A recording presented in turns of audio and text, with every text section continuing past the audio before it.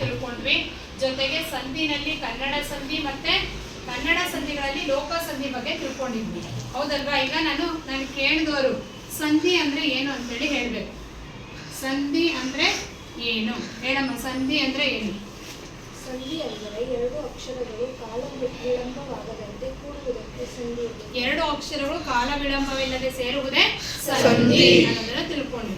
ಅದರಲ್ಲಿ ಎಷ್ಟು ವಿಧಗಳಿವೆ? ಸಂಧಿಗಳಲ್ಲಿ ಎಷ್ಟು ವಿಧಗಳಿವೆ?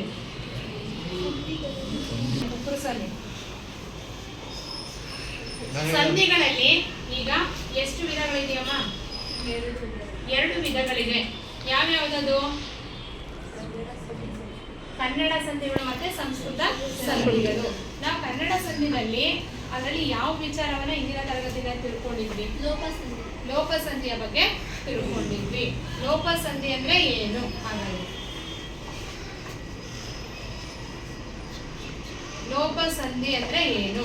ಸಂಧಿ ಕಾರ್ಯ ನಡೆಯುವ ಸಂದರ್ಭದಲ್ಲಿ ಯಾವುದೇ ಅಕ್ಷರ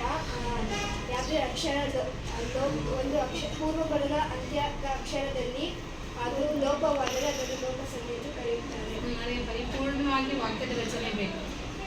ನೀನು ಹೇಳಿದ್ದು ಸರಿ ಇದೆ, ಆದರೆ ನನಗೆ ಪರಿಪೂರ್ಣ ವಾಕ್ಯದ ರಚನೆ ಇಲ್ಲ. ಅದಕ್ಕೆ ಸಂಧಿ ಕಾರ್ಯ ನಡೆಯುವ ಸಂದರ್ಭದಲ್ಲಿ ಪೂರ್ವಪದದ ಹಂತದಲ್ಲಿ ಪೂರ್ವಪದದ ಅಂತ್ಯದ ಸ್ವರಾಕ್ಷರದಲ್ಲಿ ಲೋಪವಾದರೆ ಅದನ್ನು ಲೋಪ ಸಂಧಿ ಎಂದು ಕರೆಯುತ್ತೀವಿ. ಅದನ್ನ ಲೋಪ ಸಂಧಿ ಅಂತೇಳಿ ಕರಿತೀವಿ.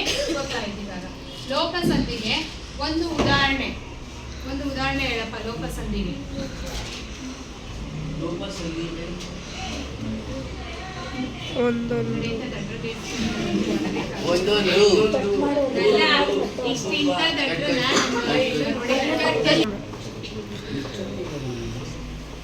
ಇಂದಿನ ತರಗತಿಯಲ್ಲಿ ಕನ್ನಡ ಸಂಧಿಗಳಲ್ಲಿ ನಾವು ಲೋಪ ಸಂಧಿಯ ಬಗ್ಗೆ ತಿಳ್ಕೊಂಡಿದ್ವಿ. ಆ ವಿಚಾರ ನಿಮಗೆ ಗೊತ್ತಿದೆ. ಲೋಪ ಸಂಧಿ ಅಂದ್ರೆ ಏನು, ಅದಕ್ಕೆ ಉದಾಹರಣೆಗಳು ಎಲ್ಲ ತಿಳ್ಕೊಂಡಿದ್ವಿ, ಅದನ್ನ ಅರ್ಥ ಮಾಡ್ಕೊಂಡಿದ್ವಿ. ಈಗ ಮತ್ತೊಂದು ಸಂಧಿಗೆ ಹೋಗೋಣ. ಅದೇ ಆಗಮ ಸಂಧಿ. ಏನು ಆಗಮ ಅಂದ್ರೆ? ಆಗಮ ಅಂದ್ರೆ ಏನಾಗ್ತಾ ಇದೆ? ಸಂಧಿ ಕಾರ್ಯ ನಡೆಯುವಂತಹ ಸನ್ನಿವೇಶದಲ್ಲಿ ಹೊಸ ಅಕ್ಷರಗಳ ಸೇರ್ಪಡೆ ಆಗುತ್ತೆ. ಯಾವ ಅಕ್ಷರಗಳ ಸೇರ್ಪಡೆ ಆಗುತ್ತೆ ನೋಡೋಣ. ಅರ್ಥ ಆಯ್ತಾ? ಅದನ್ನೇ ಏನಂತ ಕರಿತೀವಿ? ಆಗಮ ಸಂಧಿ ಕರಿತೀವಿ. ನೋಡಿ, ಇಲ್ಲಿ ಶಾಲೆಯನ್ನು ಅನ್ನೋ ಪದ ಇದೆ. ಇದನ್ನ ಹೇಳಪ್ಪ, ಯಾವ ರೀತಿ ಬಿಡಿಸ್ತೀಯ? ಶಾಲೆ ಅನ್ನೋ ಪದ ಶಾಲೆ ಪ್ಲಸ್ ಅನ್ನು. ಶಾಲೆ ಪ್ಲಸ್ ಅನ್ನು. ಶಾಲೆ ಪ್ಲಸ್ ಅನ್ನು.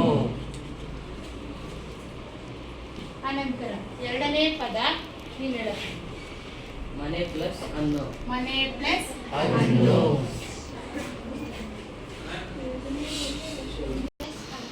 ತೋಟ ಪ್ಲಸ್ ಅನ್ನು. ತೋಟ ಅನ್ನು. ನೋಡಿ ಇಲ್ಲಿ ವಾ ನಾವಿಲ್ಲಿ ಗಮನಿಸಿದ್ವಿ. ಇದು ಪೂರ್ವ ಪದ, ಇದು ಉತ್ತರ ಪದ. ಗೊತ್ತಿದೆ ನಿಮಗೆ. ಈ ಒಂದು ಪದವನ್ನು ಬಿಡಿಸಬಾರ್ದಾಗ ಶಾಲೆ ಪ್ಲಸ್ ಅನ್ನು ಬಂದ್ಬಿಡ್ತು, ನಮ್ಗೆ ಯಾಕಾರ ಅನ್ನೋದು ಬಿಟ್ಟು. ಆದ್ರೆ ಕೂಡಿಸಿ ಬರ್ದಾಗ ನಮ್ಗೆ ಯಾಕಾರ ಬರ್ತಾ ಇದೆ? ಯಾಕಾರ ಬರ್ತಾ ಇದೆ. ಆಗಮ ಆಗ್ತಾ ಇದೆ. ಆಗಮ ಅಂದ್ರೇನು? ಹೊಸ ಅಕ್ಷರದ ಸೇರ್ಪಡೆ ಆಗ್ತಾ ಇದೆ. ಅದನ್ನ ನಾವೇನಂತ ಕರಿತೀವಿ?